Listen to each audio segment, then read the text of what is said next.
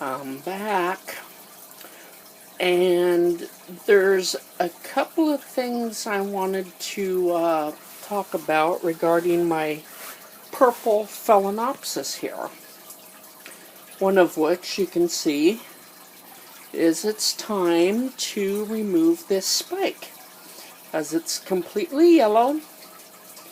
Kind of funny, it's a fairly young spike compared to some that I have, but like I've said in the past, it never branches. It does its thing, stays green for a year, sometimes a little longer, and then it dies. That's all it ever does.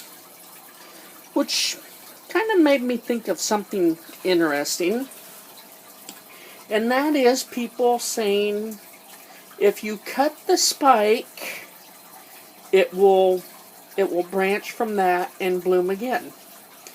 Well, considering this one has never branched in its entire life, I'm kind of thinking it might be interesting. There's a little dog wandering around down there. To cut the spike and see if we can get it to branch for a change. Now, obviously we can't do that with this one because this one's dead. And I'm going to cut it off probably just at the end of the video. Next time you see the plant, it won't be here. But next time I might consider cutting it to see if I can get a plant that has never branched before to branch. I think that would say something. But we have to wait for possibly this year's spike. It's now that this one is dead, this plant on this side, as you can see there's two plants here,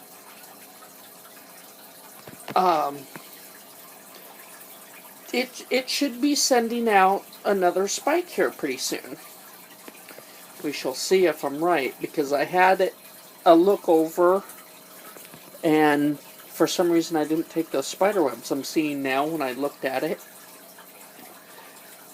And I did not find the replacement spike, although looking in the video, nah, I don't think that's the replacement.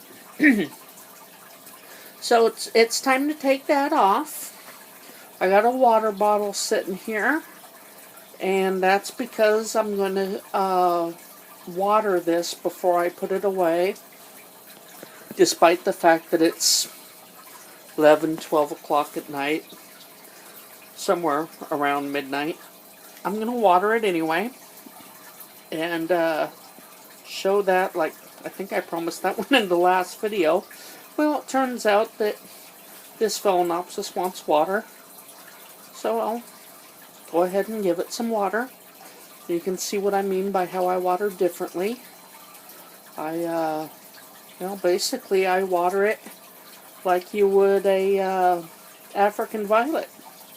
I give it a little bit of water, far less than you might think, probably about 3 ice cubes. Yes, having a poke at just add ice orchids. That's not ice. It's not ice cold. It's about 80 degrees, a little bit less, because it comes from my fish tank, don't forget. So, you know, that's not ice cold. It's certainly not ice. But I don't water much more than they advocate with the 3 ice cubes. Maybe a little. I don't know, I've never put 3 ice cubes down there and let them melt. So I don't know what 3 ice cubes in that tray would look like when melted. But it's not a lot of water, and I'll show it after I water.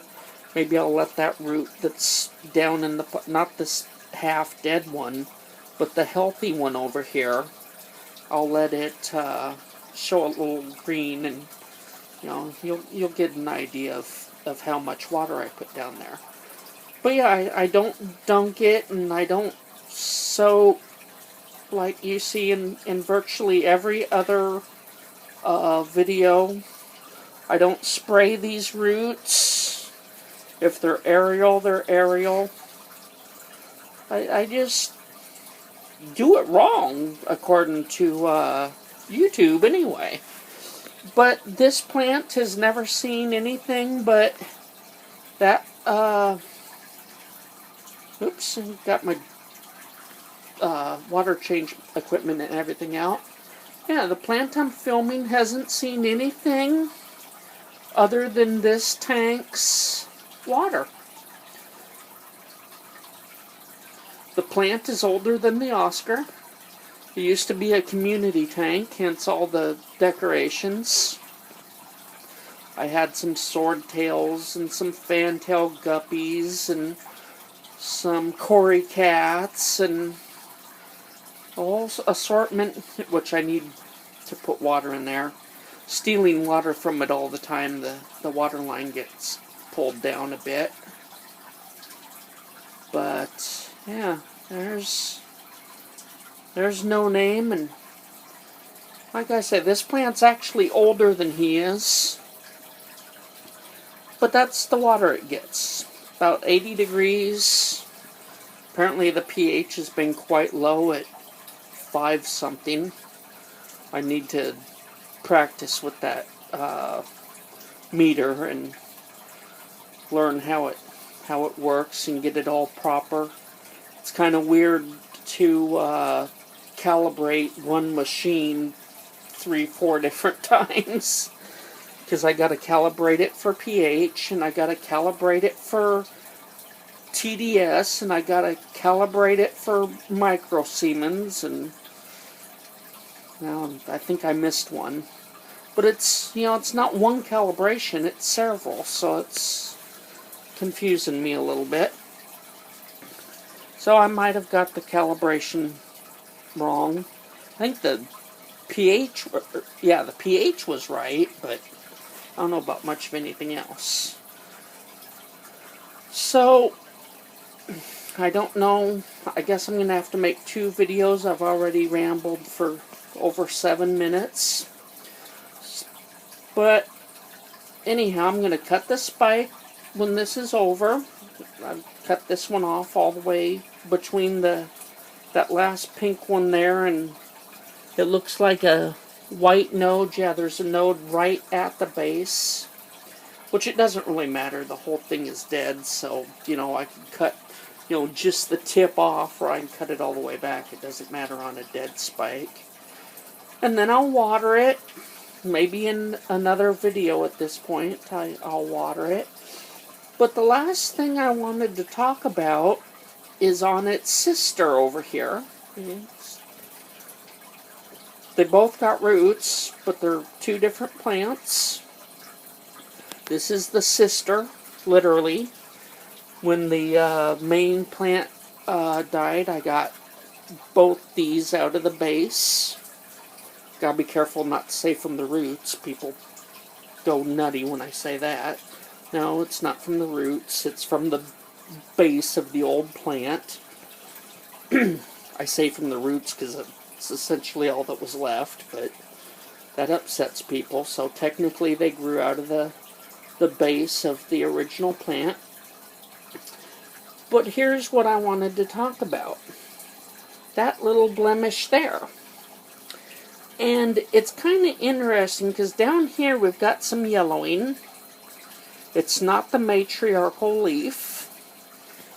That's matriarchal leaf is what I would call the oldest leaf, which is actually over here on the other side. It's getting kind of old too, but that's the oldest leaf, oldest living leaf at least, that this plant has. So I call it the matriarchal leaf. Which this one is a mature leaf, but it's not quite the matriarchal leaf. And it's a little concerning because it's turning. Got some yellowing on the tip here. But this white area, if I feel it, there's a visible lump. or I can feel the lump. And I'm not one to touch my plants, as you've noticed from other videos, I'm sure. I don't feel like I've got to touch all my blooms and touch the roots just because I'm talking about them, and touch a leaf just because I'm talking about it. But I can feel, when I do touch that it's a lump. And it's actually, as I look over the iPad, it's a visible lump as well. I don't get it. You know, this yellowing down toward the tip, I refer to that, as just being an older leaf. Or at least I would, if it wasn't for that white bump. I don't understand why that white bump formed. It's just kind of almost like a wart on it. If I was blind, I could definitely feel it. And there's some yellowing. And the only reason that would normally concern me is it's not the matriarchal leaf. But with that little white bump, I'm not quite sure what to think. The trouble is with this one showing age or signs of decline, and the matriarchal one not looking a whole lot better, if both those leaves go, I'll be left with just one. So, plant, you need to get on with growing some leaves. I don't care if I don't get a spike this year. You've never given me one anyway, but at least you've been healthy with 3 leaves. Because that's all you two sisters want to do, is 3 leaves at a time. But let's do something. I don't want to see you with just 1 leaf. Okay. And we're into 12 minutes. So I will make another video about the watering. I don't think I'm going to wait until morning. Probably could, but I don't think I'm going to. I might post the video in the morning, though. Well, it might already be morning for all I know. Okay. Talk to you next time.